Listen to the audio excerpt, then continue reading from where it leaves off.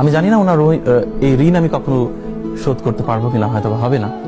বাবা মার ঋণ তো শোধ হয় না, কিন্তু আমার বাবা মার পর আমার দ্বিতীয় জন্ম দিয়েছে আমার শাশুড়ি। মাশাআল্লাহ।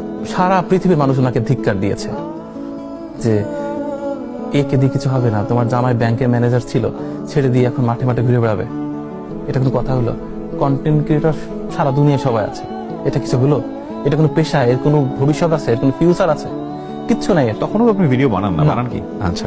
তখন আমি স্বপ্ন দেখছি যে আমি তো বই পড়েছি অনেক, আমার তো জমানো আছে। হ্যাঁ। শুধুমাত্র ব্যাংকে টাকা জমানো থাকে এমনটি নয়, পড়ালেখা করাটাও মানুষের জমানো থাকে। তারপর আমি কি করব আমি খুব দ্বিধান্বিত ছিলাম। এরপর আমার ওয়াইফের ক্যান্সার ধরা পড়লো। ও, আমার কাছে তখন 1 টাকাও নেই, আমি কন্টেন্টও করি না, পেজও ওপেন করিনি।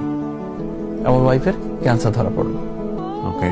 এবং তাকে খুব দ্রুত সময়ের মধ্যে কেমোথেরাপি দিতে হবে, তারপর তাকে রেডিওথেরাপির আওতায় নিয়ে আসতে হবে, সেটার অনেক ব্যয়বহুল।